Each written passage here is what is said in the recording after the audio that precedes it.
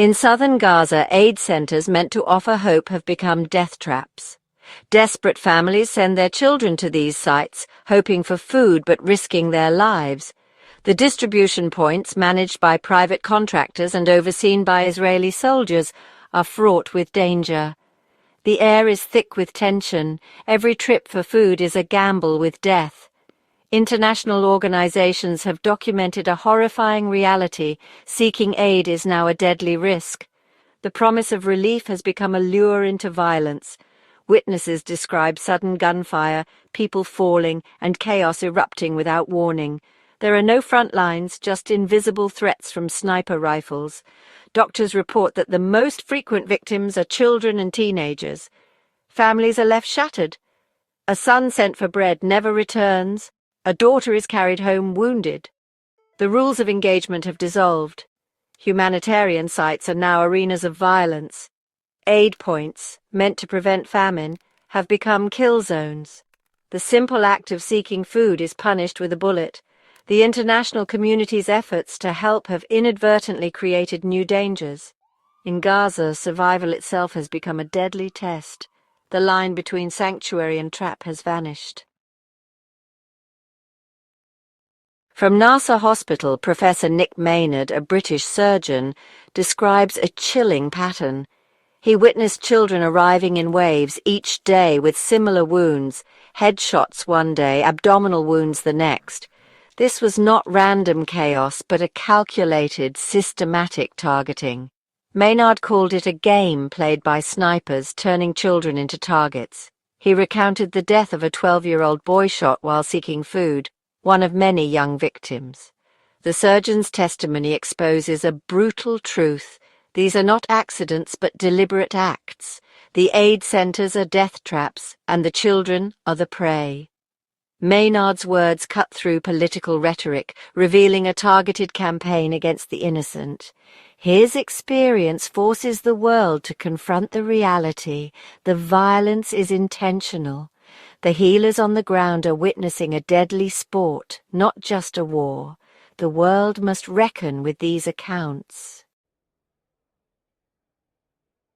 Gaza's doctors see a disturbing pattern, precise gunshot wounds, often to children. Unlike chaotic airstrike injuries, these are single, targeted shots, evidence of intent.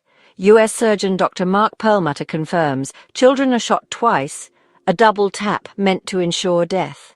The choice of wounds, head, chest, legs, even genitals, rotates methodically, suggesting a cruel strategy. These injuries are not random. They are evidence of a calculated campaign. Each bullet wound tells a story of intent, each child a testament to a sniper's choice. Doctors are not just treating wounds, they are witnessing a pattern of violence that defies all decency. The evidence is clear. The shooting of children in Gaza is deliberate. The victims are not collateral damage, but targets. The shootings happen in plain sight, at aid centers meant to save lives.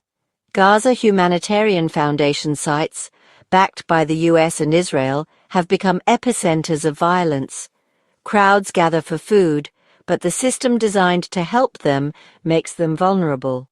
Since May 2024, at least 875 Palestinians have been killed by direct gunfire at these centers. On July 12, 2025, Israeli forces opened fire on a crowd in Rafah, killing 34 in one incident. Most victims are shot in the head and legs, confirming a deliberate strategy.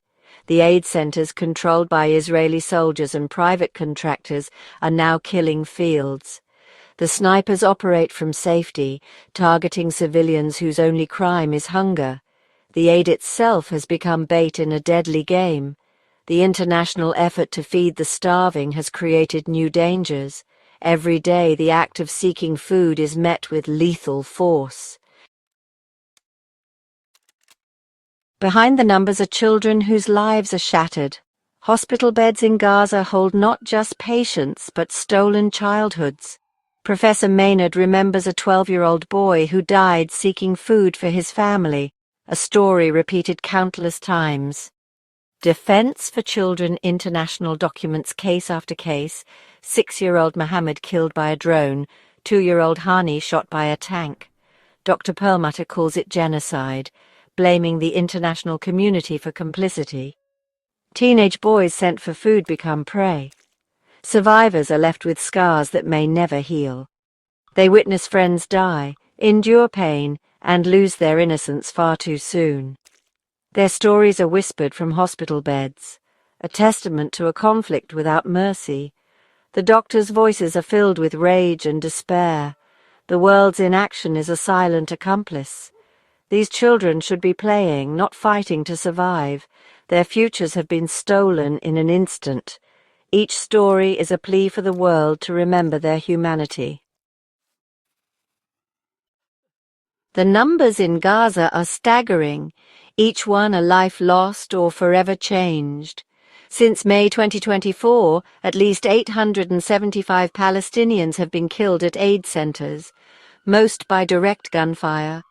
On July 12, 2025, 110 were killed in a single day, including 34 at one aid point. Over 800 killed and 5,000 wounded at GHF sites since late May. This is not random, but a pattern. Children suffer most. 67 have died from malnutrition and hundreds more from violence. 7-year-old Sarah was shot in a UN school. Her story is one of many. 650,000 children under 5 are at immediate risk of acute malnutrition. Gaza faces famine and violence at once, a man-made disaster. The population is being starved and targeted, with little hope of escape. These numbers are not statistics. They are a society being dismantled, child by child. In Gaza's hospitals, 2 battles rage, one against bullets, the other against hunger. Malnutrition turns survivable injuries into death sentences, especially for children. Professor Maynard describes how starvation undermines every surgical effort. Wounds won't heal, infections take hold. Children's bodies, already weakened, cannot recover. Doctors watch helplessly as young patients fade, not from wounds but from hunger. 67 children have died from starvation. 650,000 more are at risk. Every child in the ER is already malnourished, their odds of survival slim. The restriction of aid is not just policy, it is a weapon. Starvation and violence are killing Gaza's children together. Gaza's humanitarian system is collapsing under deliberate obstruction and attack. Aid convoys are blocked, warehouses targeted, and workers killed. Israel's restrictions on aid are the primary driver of the malnutrition crisis. The US threatened to curb military aid, but little has changed. Distribution centers have become killing fields, making aid delivery nearly impossible. Hospitals run out of supplies, families grind animal feed for bread. This is not a natural disaster, but a man-made catastrophe. The world watches Gaza's horror unfold, but action is missing. Ceasefire talks stall, and every day of inaction costs more children's lives. Dr. Perlmutter's accusation of Western complicity is a direct challenge to those funding the violence. The weapons used are often made and paid for by countries calling for restraint. For Gaza's families, international debate is distant. Their reality is hunger, fear, and loss. The failure to stop the violence is a lived experience of abandonment. The image of a child targeted at a food line is an affront to humanity. This demands more than words. It demands action, ceasefire, aid, and accountability. The world has the power to stop this deadly game. The children of Gaza are waiting for an answer.